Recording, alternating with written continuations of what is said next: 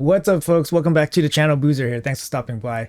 Yeah, we are back again. So apparently I was a little bit too fast in my previous video about the Afterparty path. So Afterparty path we know is going to be summon shards as well as training. We see all of that in the Plarium play calendar. It does say summon, which is basically different than acquire. So acquire is usually chase, and we also had chase the previous week, which makes it way more likely that it's going to be summon rush this weekend for the after party path. So there were some questions about whether it's chase or summon. It's almost certainly going to be summon, and training will be part of that. But I did jump the gun because a new event popped up in game, and it's absolutely a first. It's a first for Plarium, and it's this Fire Night tournament using epic only. Not because it's epic only that it's a first, but look at the rewards, guys. It is a hero's path key.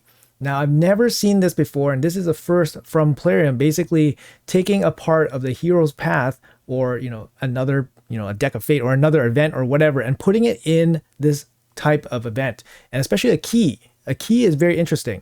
So is this event mandatory? Is this key mandatory? That's the thing. That's the thing we don't know right now. We don't know if this key in this Fire Night tournament is mandatory to unlock Fabian's soul, Fabian's 5-star soul in this after party hero's path. So it's a massive amount of pressure, and I think we don't know. We don't know right now, but the best thing about this happening is that the Fire Night tournament opens at the same time as the after party path. Well, similar. It's about 3 hours after.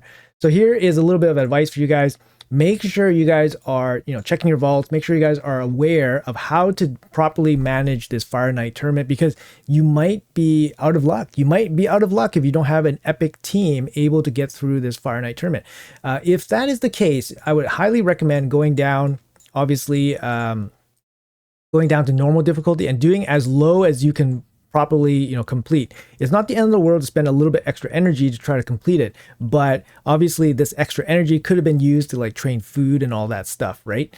For the training portion points of the after party hero's path.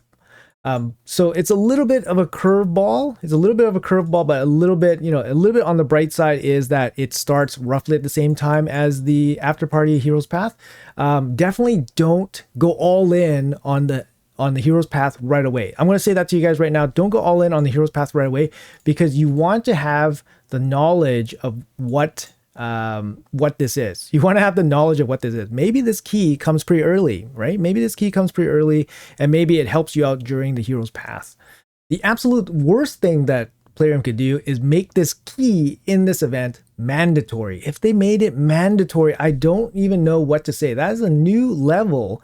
That's a new level of pain for people, I think, because like I said, some people might not have epics. They might not have epics to be able to do the Fire Night properly, right? So for me, I remember last time there was a epic only Fire Night tournament, I was able to do stage 6 with epics only. So it's not out of the realm of possibility to do, higher hard difficulty. But if you have to do lower normal difficulty, that's fine too. There are some standout epics for normal. The obvious one would be Allure. Allure would be a massive epic carry for this dungeon. So if you guys have Allure, she's going to be massive.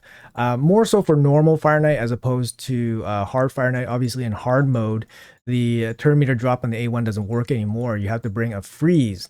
In which case, freeze champions for the epic rarity for hard mode, there are some. Thankfully, Plarium did think about think about the players that didn't get good shard luck or don't have a lot of shards or whatever. But select your debuffs, select freeze, and then we do have some. The big one here is Creodin. So I do have 2 Creodin, the blues, built out. This is mostly for Centranos, but these guys are going to be top tier for hard Fire Night if you guys are interested in doing hard Fire Night. They bring the A1 triple hit with the freeze here. They also bring a double hit freeze, higher percentage on the A2, and then a increased speed and turn meter fill. So he's basically catered to do hard Fire Night. So if you have him, he's going to be very, very strong. Another champion that's actually really, really good in this dungeon is Neldor. Neldor is really, really good. I pulled him actually recently, so he's one of the few epics I don't have. But he also brings a triple hit here with the freeze. So the multi-hit A1s allow you to break the shield a little bit easier, and then the freeze can bring the turn meter down. So he brings the multi-hit A1 freeze. He also brings a quad hit A2. Decreased attack, not so important, but the quad hit's very nice. And he also brings a decreased speed here, which is really, really strong. The decreased speed is very important to bring the Fire Knight into like a manageable range. And then he has a passive here that's really, really good. Whenever an ally places a freeze, this champion has a 30% chance to attack target with a default.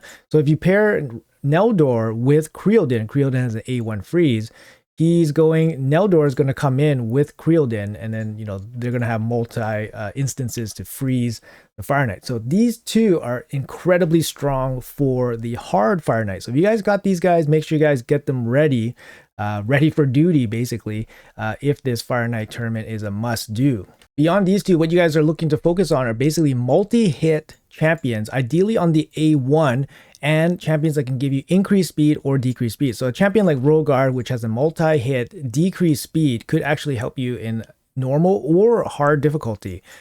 He does bring a big slam here, the takedown enemy max HP hit, so you can chop down the boss a little bit quicker. You can also bring somebody like ally attack. Farrakhan the Fat, for example, is a very good epic. It brings in the ally team attack, not including himself, unfortunately, but this type of ability is going to bring in more attacks against shields, going to bring it down. Also going to bring in those, A1 freeze or turn meter drop champions, and then it's going to control the Fire Knight boss. Anything that gives you turn meter boosting can be very good. So for example, somebody like Deacon Armstrong has the turn meter boost. Decreased defense is also pretty good too, helping you chop down the boss a little bit quicker.